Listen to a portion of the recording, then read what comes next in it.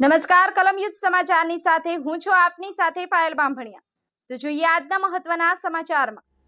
સુરતમાં કુખ્યાત સજ્જુ કોઠારીની 6 મિલકતો આવકવેરા વિભાગે ટાંચમાં લીધી।